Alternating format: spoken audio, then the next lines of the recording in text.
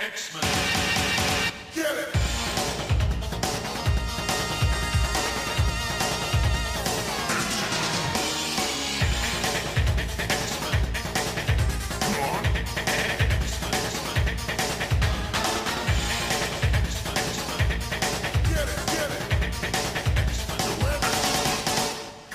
Hey everyone, and welcome to another exciting episode of Battle of the Atom. This is your weekly X-Men podcast where we rank every story from A to Z. I'm Adam. And I'm Zach, and Adam, welcome! Hey, that was a muted way to start the show. I like want that. us to be calm, I want us to be considerate, I want us to be even-tempered today, because I'm going to be honest, Adam, this is a hard one for me. This episode is a difficult one? This episode's going to be hard because one of us is going to have to die. This episode and everything forward, we're creeping up on 150. We're on the sesquicentennial coming soon, and it's important that only the strong make it that far. So, Adam, because this episode is about apocalypse. Only the strong survive, and unfortunately for you, there are challenges ahead of you. There is a specific challenge. No. No.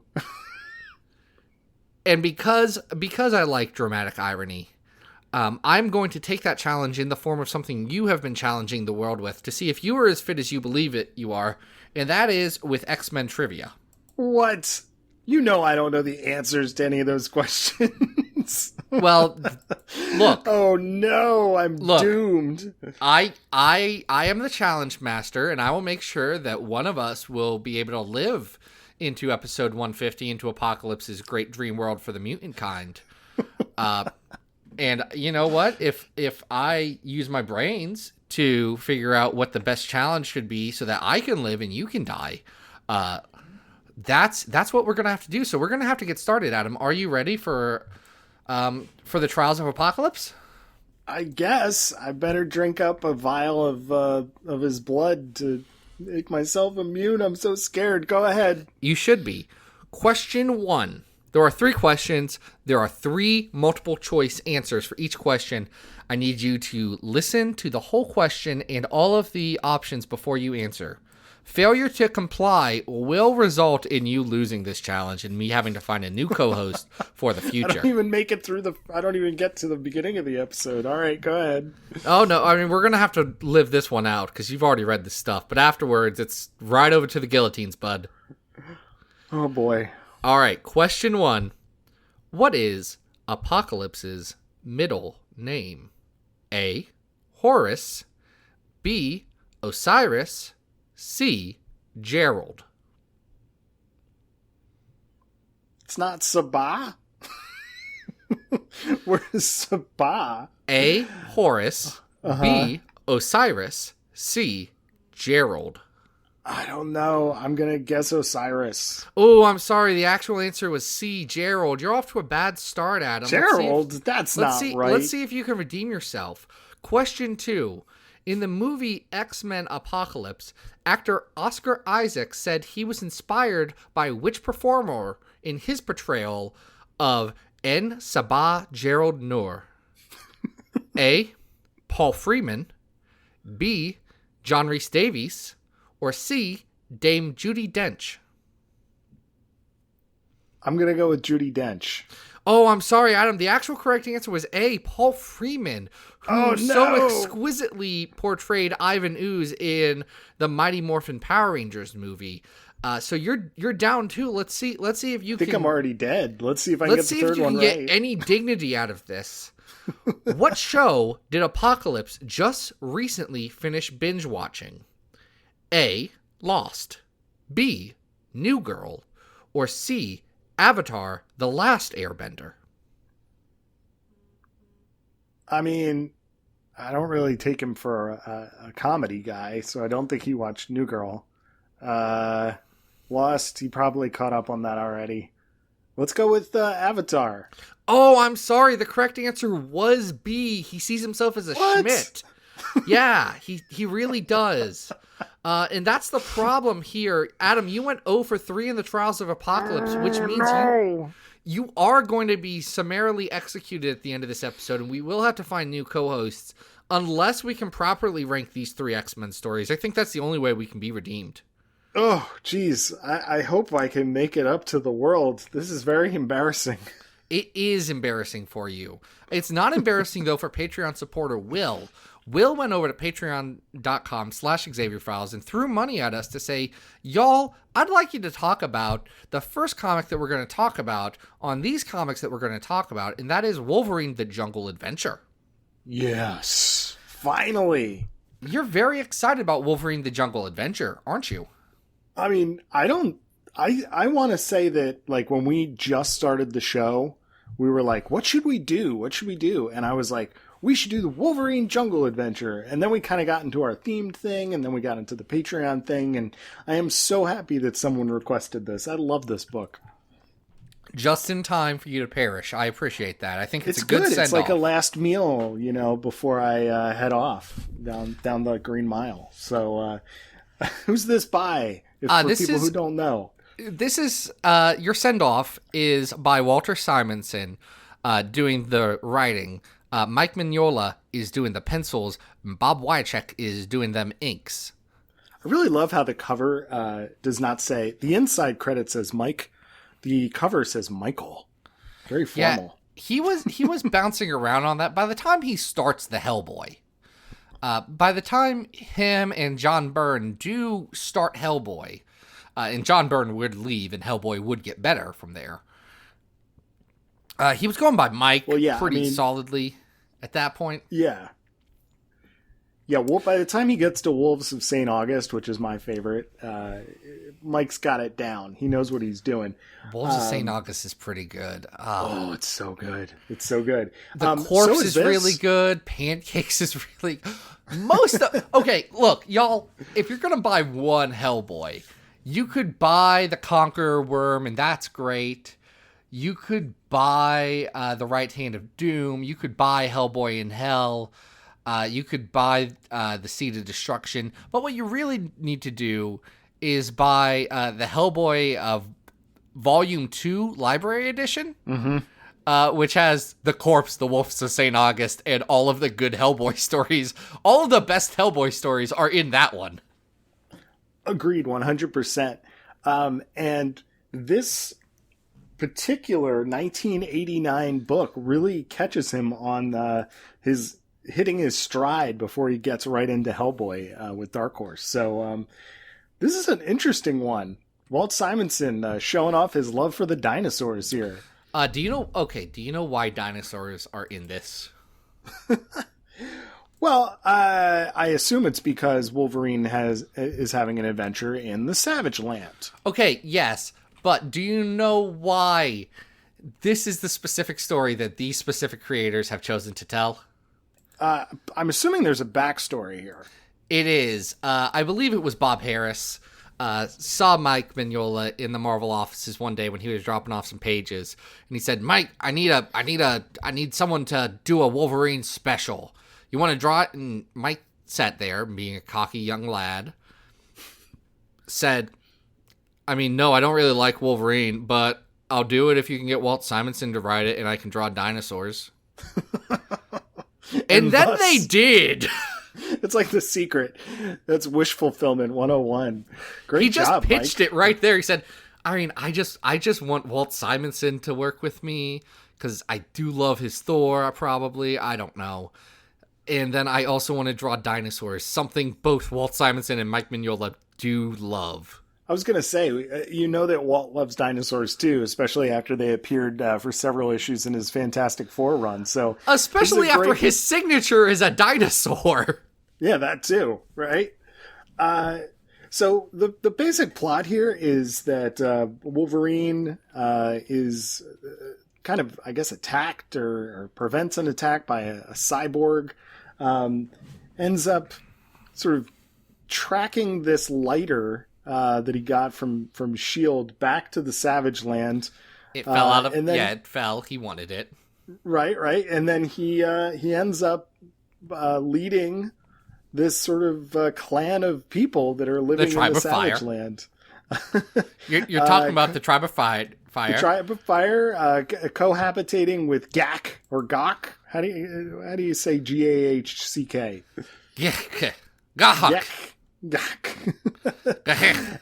And then, of all the strange things he could be doing here, he ends up battling a robot clone of Apocalypse. Yeah, so the Tribe of Fire in the Savage Land. One, Wolverine does soundly defeat Gahek in combat, and that makes him the head of the Tribe of Fire. And Gahek respects this and says, "I only want to be with the strongest man." And then he's like, "You're a woman?" And he's like, "Okay, let me show you my Savage Land." And they do conceive a child that Wolverine is to this day unaware of. Yes, I capitalized on that particular plot point. And there is a Marvel Universe article that talks about who this character is, the child, that appears for one panel on the last page of Never this book, been named in any official Marvel thing. Nope. So the Marvel Wikia calling him Arista is absolutely wildly just pulling that out of non-canonical sources. But Wolverine and the Tribe of Fire do hunt some dinosaurs and find out that the dinosaurs are robot dinosaurs, which does lead him to Apocalypse, who's actually a robot Apocalypse. Apocalypse here does heavily imply that he's behind Wolverine getting his claws. Oh, yeah. Which is interesting and isn't the way that they went because they decided Romulus was a good idea, which is not it, folks. That's not it. Should have been Apocalypse. Would have been great. I mean, would have been tighter. Apocalypse to start off with is kind of wildly out of... It's so weird that even though Walt Simonson is writing this book, the robot clone of Apocalypse is I feel like very out of character of Apocalypse. To be fair, when Apocalypse's hologram shows up, he tells Wolverine, "Yeah, that robot clone, man, he was malfunctioning something fierce." He's a wacky character, huh? I don't know about that one. To your point, Wolverine does find an adamantium skeleton or skull in the volcano lair. Yes, this story has a volcano lair. After he really just tears the Apocalypse clone to shreds. It's great. Hey, Adam, do you know what I like about this comic? I mean, the artwork is amazing. Yeah, it's pretty. The writing is fun. It's pretty. It's so pretty. I love Mike Mignola's art. Don't you? I do. In fact, I try to track down... I don't think I have it all at this point, but I'm making a darn good attempt to collect just about everything he makes because I love his stuff. And I do wish, selfishly, that he had done a couple more X projects. He did a lot of covers for Classic, at least. He did, and I believe he did some stuff with Alpha Flight, and we know, of course, that he did that great fill-in issue for X-Force. Yeah, the best issue of X-Force that the Rob is credited for. Well, in Rob's defense, he did the breakdowns, so that's wild. Well, he did. He did the breakdowns, but have you seen the comparison of Rob's breakdowns versus the actual pages? Oh yeah, it's wild. It's clearly a difference. It's very interesting. I'm not even saying good or bad, though. I tend to like just about everything Mike Mignola draws better than just about anything Rob Liefeld draws. But it's very interesting to see the two creators with their two very distinct and very different styles. Because I can't think of, besides the fact that they're both pretty exaggerated, the tones that Mignola and Liefeld go for are just, they're like opposites. Oh yeah, big time. But this is all, Simonson is just playing to all of Mignola's strengths here. Oh, he's having a blast. He's like, great, I get to do a pulpy dinosaur story. Great, let's go. Wolverine, you're going to get eaten by a dinosaur and then claw your way out. Yeah, this is obviously two people having the time of their life writing this book. It just is so clearly a labor of love. It's fun. It's funny. It's not taking itself seriously at all. It's not particularly like meaningful to the longer canon of the character, like most Wolverine specials. And that's okay. It's just a really good time. Like if you are looking for a fantastic, fun Wolverine story, you could do a heck of a lot worse than this one. Yeah, you really could. Also, they list the antagonist of this comic on the Marvel Wikia as a dinosaur. Parentheses. Like A as in the indefinite article. Dinosaur. Yeah. Only appearance. That's the villain? That's the villain of... Oh. The antagonist is this one specific dinosaur, and it is that dinosaur's only appearance. Okay. Well, maybe somebody can go and fix his cyborg body, and he could come back. Maybe he would be B Dinosaur. I like that. That would be a deep cut, but okay, hold on. Swarm, the tentative Spider-Man-y villain. You know, he's a Nazi made of bees who are also Nazis. Right. Maybe he can go and use his bees to possess the robot body that's probably just chilling in the Savage Land. And then it can definitely be B Dinosaur. Dinosaur. I like that. This is No, good. you don't. It's bad. Hey, where should we rank this bad boy, though? All right, well, let's take a look at our gigantic list. How many stories we got on this thing now, Zach? Yeah, we have 372 stories on our list. The number one story is the Dark Phoenix Saga. The 100th story, these are all from best to worst, by the way. The 100th story is Exterminators. The 200th story is Legion Quest. The 300th story is The Life and Times of Lucas Bishop. And 372 is The Draco. Okay, so here's what I'm thinking. All right. Talk to me. Is this better than Legion Quest? Yes, definitely. Oh, is this better than Exterminators? Yeah, I kind of think so. Oh, definitely. Yes. Is it better than Mojo Mayhem? Mojo Mayhem is currently at 86. What? That's Excalibur Mojo Mayhem, a book that came out about the same time as this one. Let's see. Yeah, I think we can go higher than that. I'm looking up the list, and I think it's better than Mojo Mayhem, if I'm going to answer your question. Is it better than X-Men Alpha Flight at 75? Yes. No? I think it is, but I think we're about in the right area. I think, so at number 67, we have Examinations from X Factor. Yeah. And I think that's probably a better story than this, and there's a few up there that I like a lot. I would say this is better than 72, X Factor Volume 3, 1-6, The Longest Night. Yup. I think it's better than the World Tour arc of Ultimate X-Men. That's fair. I don't think it's... My ceiling is going to be number 69. Nice.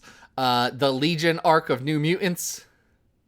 I think the Legion arc has some of the same strengths in that it has incredible, gorgeous storytelling and art, but the Legion arc is more meaningful as a whole and hits on tighter emotional beats and is probably better of a story. I think you've hit a perfect spot for this because we're pairing it up against another artistic superstar with Bill Sienkiewicz. I mean, if I was going to just lead with my heart, I would probably go a little bit higher, but I also have to think logistically that this story is like, it's a little bit of a fluff story. You know, there's not a lot of it sure is an annual. Right? Like it's so much fun. So I think that's a good place. So that would make it our new number 70. So you're just going to skip over the fact that I did not say it was better than the Glop Herman solo series Next Gen from Age of X-Man, which it is, but... It is. It is, but it makes me sad to say those words out loud in that order. Love me some Glob. Love me some Age of X-Man. I miss my pink boy. He's not been in comics in a little bit, and I'm afraid there haven't been comics in a bit. So we got there's comics. Comics are back, baby. Haven't you heard? Yeah. Haven't you heard the good word? We got like a comic. We'll get some more. They're coming. I have had a comic every week for the last 3 weeks. It's been fine. I want more. It was very satisfying to get an X-Men comic this last week. That's what I'm talking about. That's what we need. We got that Marauders. You know that they are pirates. Heck yeah. Oh, it's Very good. exciting stuff. I missed Marauders. Where should we go next? I feel like that last story had some apocalypse in it, albeit robot clone. We should probably keep talking about apocalypse. Well, the last one had his body. It had his robot body. This one's going to be a bit different. It's going to have his blood. And with those two things, we can make our own apocalypse. This is his body shredded by adamantium claws for you. Do this as often as you will in remembrance of him. This is his blood, the symbol of his new covenant with mankind of who shall be the strongest. Do this as often as you drink this cup in remembrance of him and Sabah Gerald Noor. Who's going to show up on your doorstep in a flying sphinx spaceship? Yeah, you see, that's where this whole communion thing breaks apart. The metaphor just stops working because as far as scripture is concerned, Jesus never said he'd do that. Oh, boy. This comes to us from the Book of X-Men, chapter 182 to 187. It's the Blood of Apocalypse. Written by Peter Milligan with pencils by Salvador Larroca, with backups in each issue by Aaron Leprezi, Pascal Ferry, Clayton Henry, Paul Pelletier, Casey Jones, and yeah. That's all the backups. I had it wrong. What? You had what wrong?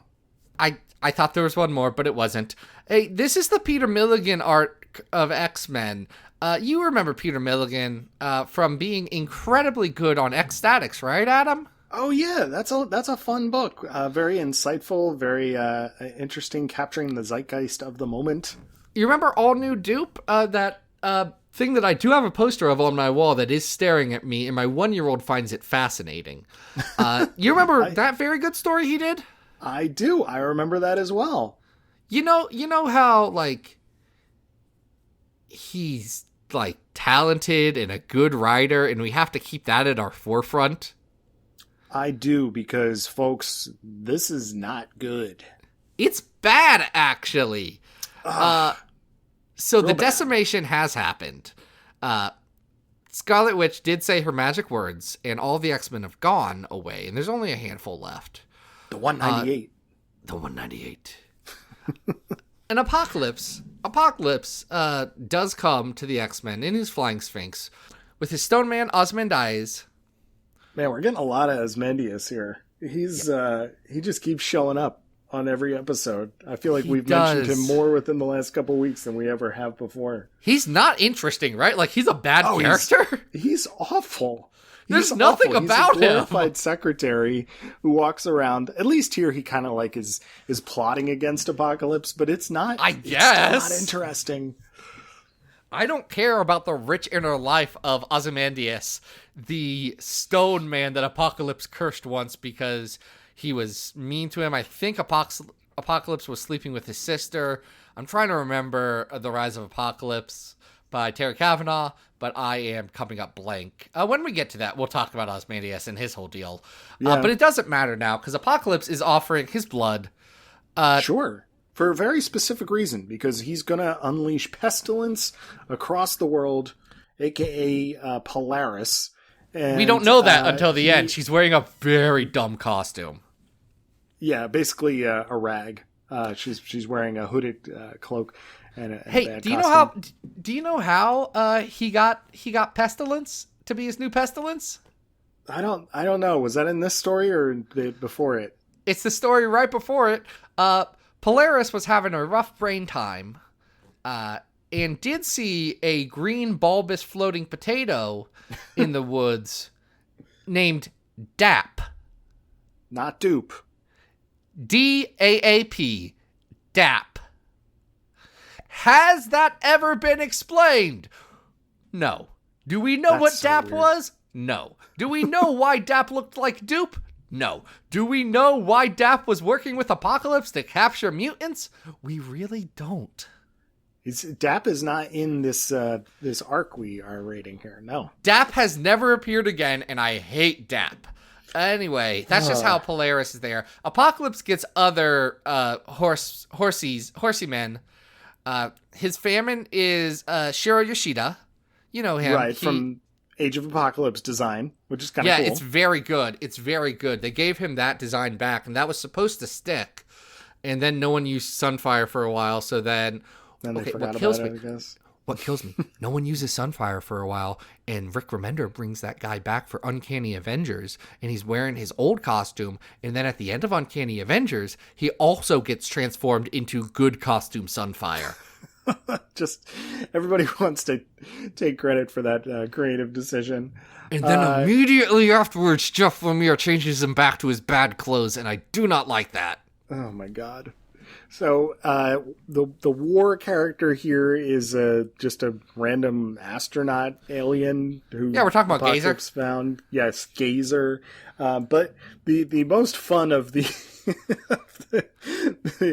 the Horsemen, which is probably the reason you want to check this arc out, is because Gambit becomes Death. It's ridiculous. He has a toxic aura that comes from him. Sure. He has death farts. Is the thing that people don't remember about it. The thing people don't remember about that time that Gambit was death is that he had a cloud of gas around him that would kill anyone, probably because he ate way too much jambalaya. It's terrible, and he's so bad at it. Like, he can't. Such a bad death. He can't. Those red beans and rice are they're just taking people down. Like, at least Archangel can do the job for a couple issues. Like, Gambit can't even do the job for a couple panels before he's like, I'm Gambit. Like, I'm not Death. I'm Gambit, and I love Rogue. I can't do this bondage cowboy thing you got me going for. It's weird. It's very weird. Now, Apocalypse, again, he offers his blood to people. And that blood will help them with this plague that he's unleashed on the world. Because he wants to now decimate the humans and cull them down to 90% off. So there's just going to be 10% of the people left. He's going to kill the world. And those who accept his blood shall be saved, and the rest shall perish. There's a lot of religious allegory or parallelism that you could draw from this to make some points about things, but Peter Milligan's not interested in doing that. No, it's all very straightforward supervillainy stuff. Apocalypse just busting through the wall of the UN and addressing the General Assembly, which just happens to be sitting there. I forgot about that. He just busts on in. He pulls the Sphinx up over top of the UN building and is just like, he has a flying Sphinx in this one. Oh my god, it's so dumb. And he's like, Very by the bad. way, I would kill y'all, but I'm just going to let you guys kill all of yourselves, give you first shot at it, and then I'll check back in with you later. It's so dumb. Yeah, this one's not good. Hey, there's Evangelion in this story, and it's still dumb. Yeah, are you talking about Sentinel Squad 1 and their new War Machine Sentinel robot? Squad ONE1. What is this malarkey? Yeah, did you not know about the time that Tony Stark built a bunch of Sentinels that his best friend Rhodey did? You know those genocide mechas that the government uses to hunt mutants? Tony Stark built a bunch and was like, hey, James Rhodey Rhodes, War Machine, would you like to pilot this with a group of some closeted mutants, some open mutants, and some closeted bigots and some open bigots? And that's not going to end bad, right? These are hand-selected. We definitely did background checks to make sure that the people policing this community, who has literally just gone through a genocide, that the people policing them are the most upstanding and definitely not the ones who would be like, yeah, but Scarlet Witch didn't go far enough. I mean, all of that just has me shaking my head. I don't know. Beyond we know that Rhodey's piloting one of these things, it's just shocking to me that there are like full-on Evangelion mechs in this story, and yet they're still incredibly boring. And the culmination of this story... That's because the mech is not made out of Rhodey's mother.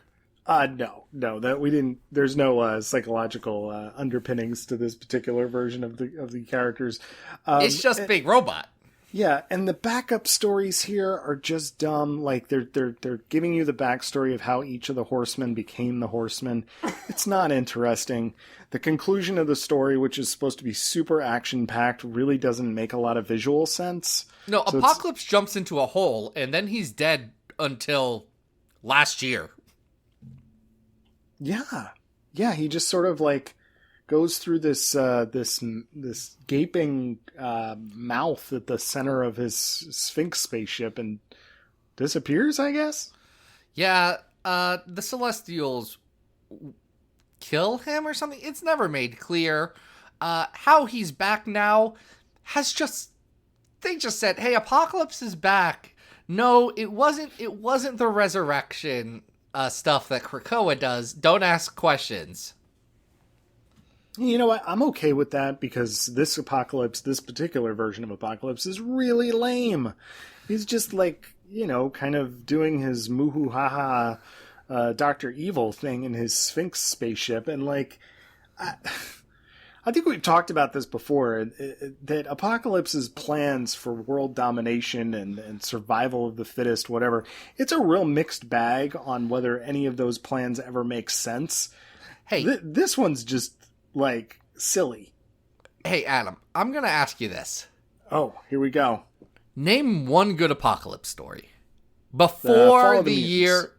Yes, correct. You've done it. Name two. That's it.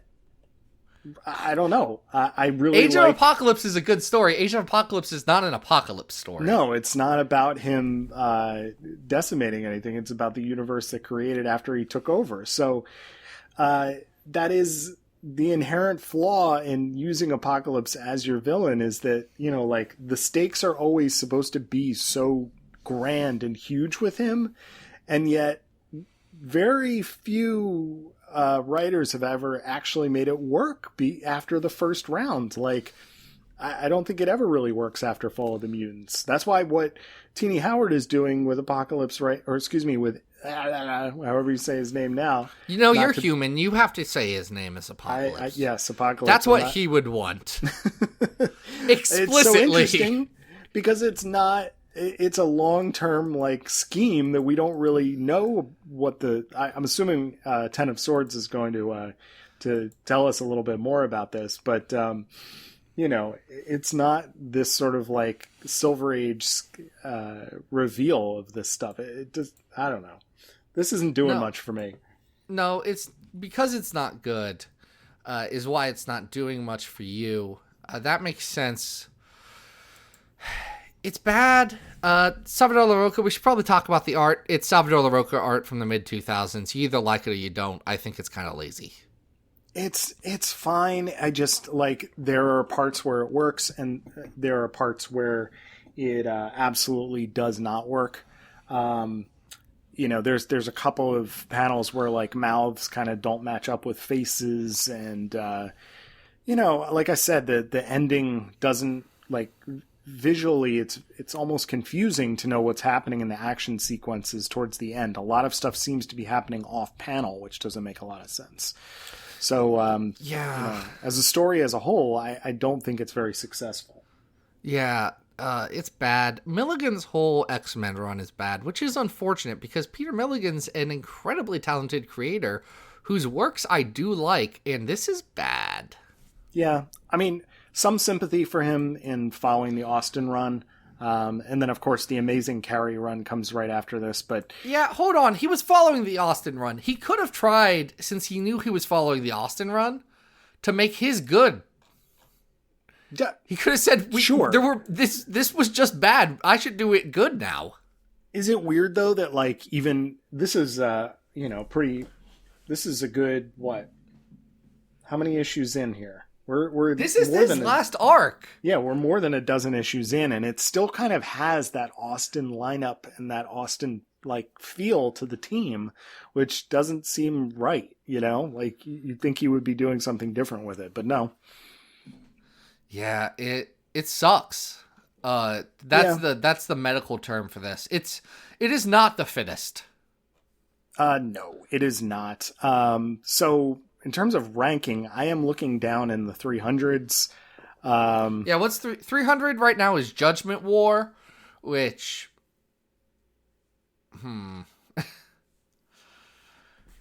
is this is not as good as 296, the Leprechaun murder mystery from Uncanny X-Men First Class, right? Oh, no, I was going to go way lower. We have Poptopia down at 320, and I don't even know. Is this as good as Poptopia? It's about exactly where Poptopia should be. Like, I think Wildcats X-Men is more fun than this. I'd rather Yeah, read you're that, not wrong. Oof. I don't know if it's as bad as Beauty and the Beast at 321, but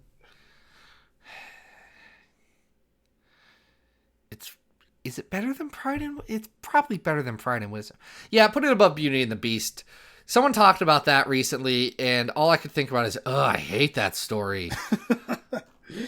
yeah, it's not great. It has some really pretty covers, but... It has some real pretty covers. It also has Apocalypse's friend, Dr. Doom, his kid. And his kid sucks. Yeah. It's not even the good kid who sucks. It's not great. All right, so that one wasn't so good. Let's talk about one that I think is at least a little more interesting. It has a better pitch. Yes. And it's probably not as boring. Part of that may be the length. This is X-Men Apocalypse versus Dracula. Written by Frank He'll Meet You in a Parking Lot Thierry, with pencils by Clayton Henry. Inks by Mark Morales. Boy. And despite what the title may tell you, that's not really the central thrust of this story. Like, yeah, you'd think Apocalypse and Dracula would fight a lot more in this 4-issue miniseries than they do. There are these beautiful Jay Lee covers that have the two of them, like, in some form of battle, or one defeating the other on each cover. It never really happens. There's like maybe 2 pages where they fight in the 4th issue. So that's not what this series is about. Zach, it what opens is with this a story fight. about? It closes with a fight. So Dracula, y'all know him. Bram Stoker came up with that bad boy. And you know what? It's just... I'm sorry, I get mad because Dracula's cool, and this book isn't.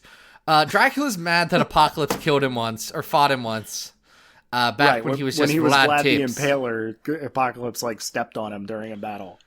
Yeah, he was like, "Oh, sorry, bro, I'm killing all of your friends in the Carpathian Mountains or wherever you're from." I don't know much about Transylvania.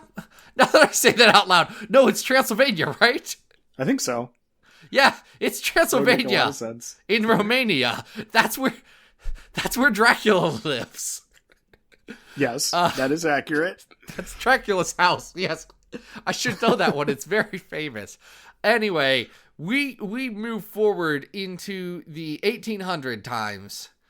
1897 to be precise. And Apocalypse is being worshipped by this group called the Clan Akaba, who they're real into having the blood of Apocalypse flow through them. And the blood of Apocalypse, unlike that other story where it'll let you not die from pestilence and famine in war, this one just gives you cool tattoos.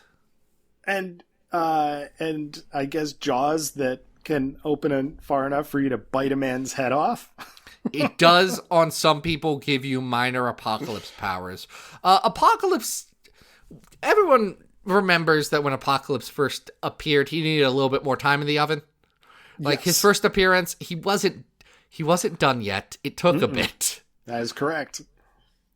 This one says, yeah, man, you remember when Apocalypse had silly hammer arms like he was from the video game Arms by the Nintendo Corporation? Well, we know that Apocalypse has sort of like Mr. Fantastic powers to a certain extent. Like, kind of, but that's dumb and doesn't fit his character at all. It's the least regal power on the most regal dude. Adam, can you imagine in the Crucible? You remember? Okay. Crucible. Here we go. You remember Crucible? Oh! You don't mean the play. You mean the issue. No, I mean the issue of Jay Hicks. Okay. Yes. In his issue, The Crucible, where an Apocalypse is standing there in the Colosseum with his big sword in front of Melody Guthrie, the human who has to fight and die for her mutant powers to be reborn. If Apocalypse, in the middle of that, starts going wacky inflatable arm man at a used car dealership on her. Well, that is what they want Apocalypse to be, based on those very bad X Factor comics. And he shouldn't do that. So all the Clan Akaba have that ability to make, I don't know, like whatever it is, blades out of their arms or hammers out of their arm or unlodge their jaw and bite a guy's head off. They got Stretch Armstrong powers, yeah. Yeah. And I do appreciate that Apocalypse does have his very, very cool, like, Pharaoh Transformers look in this, but they don't do anything with it because, like, most of this series is just standing around. We're just going to, like... around, because the inner circle of Clan Akaba has this big thing with the Slade family that they're all arguing all the time, and they're boring.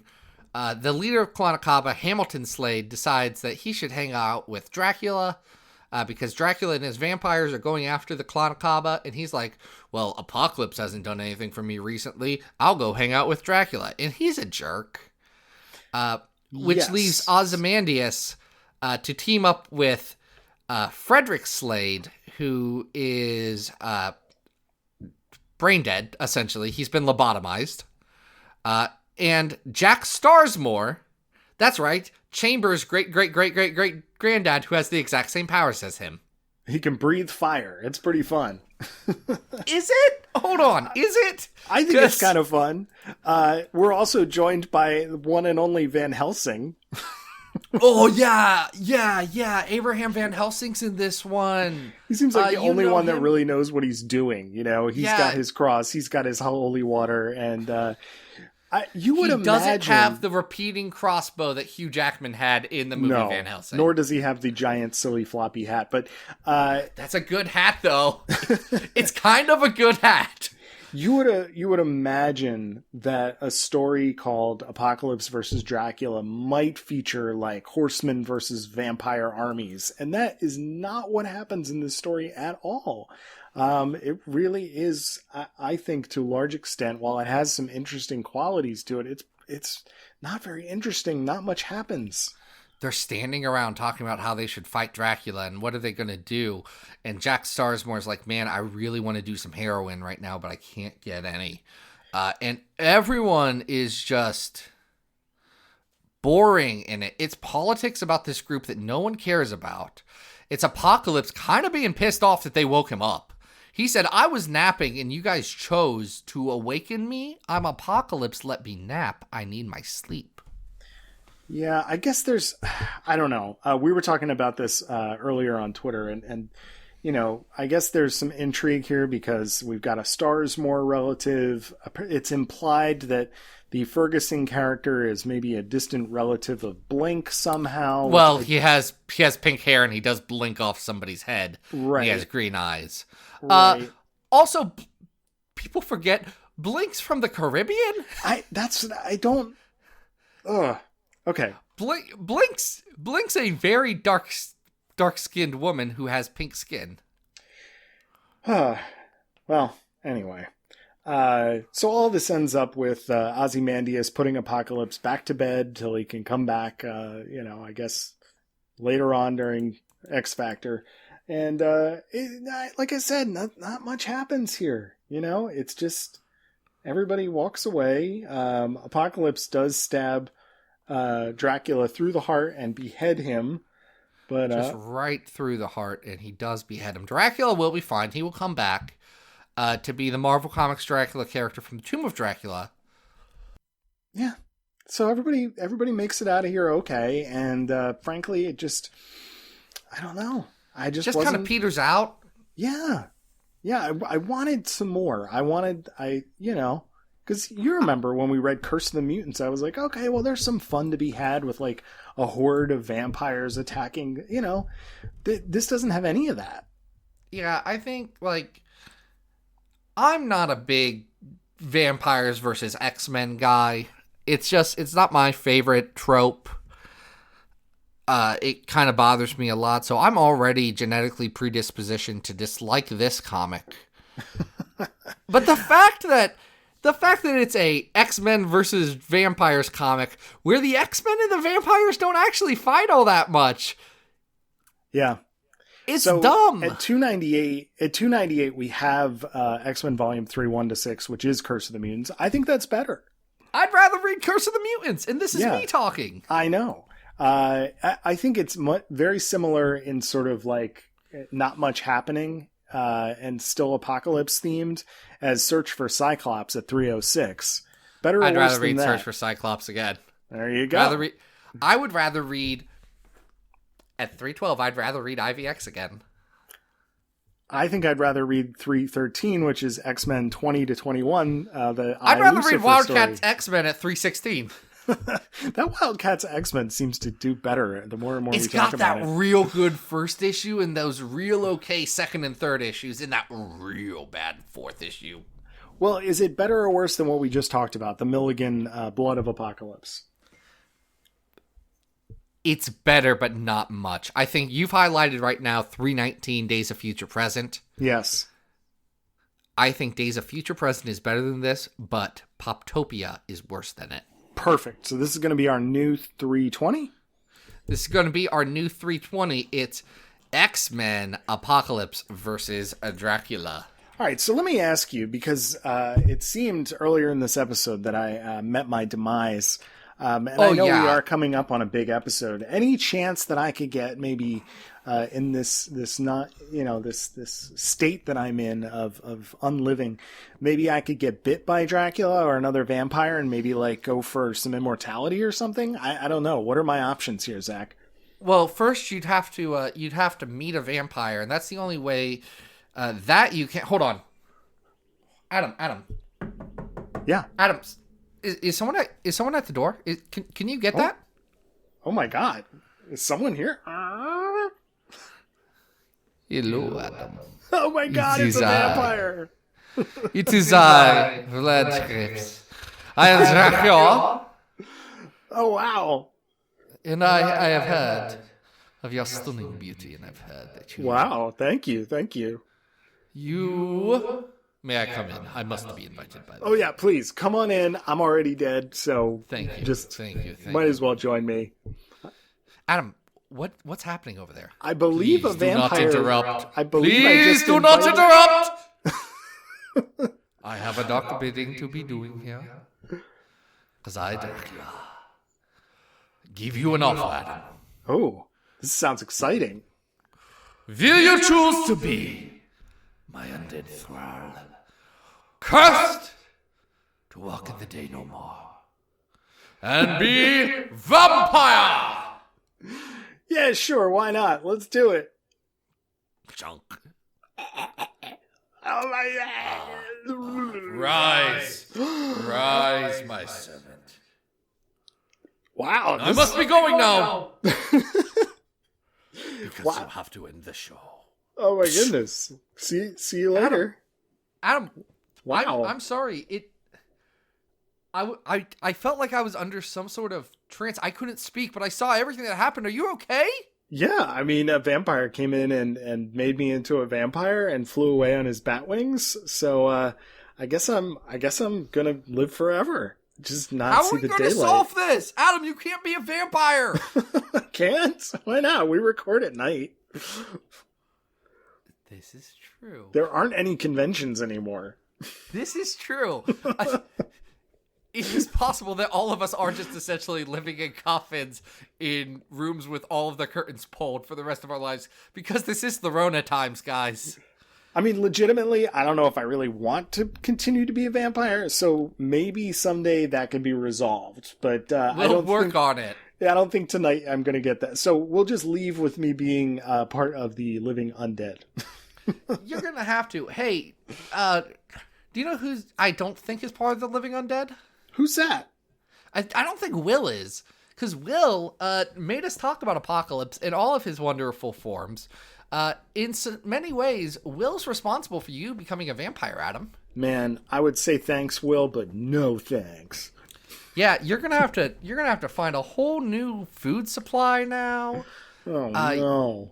You're gonna have that whole thing where you sparkle when it's in the sunshine.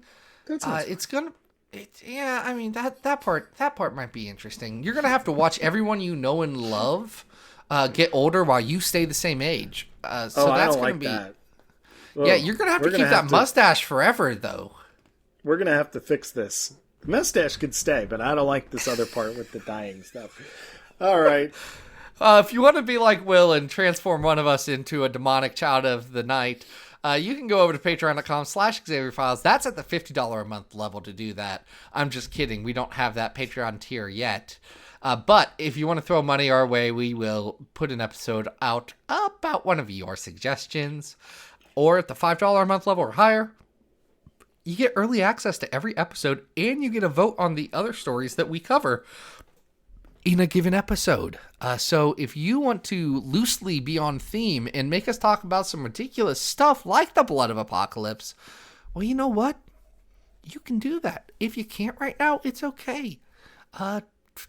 We're here for you. We have a long list. One of us is now immortal, so Adam has to do the show forever. But that also gives Adam a lot of time for his social medias. So, Adam, where can the folks find you? Guys, from now until eternity, you can find me at Arthur Stacy on Twitter. And what are we doing next week, Zach?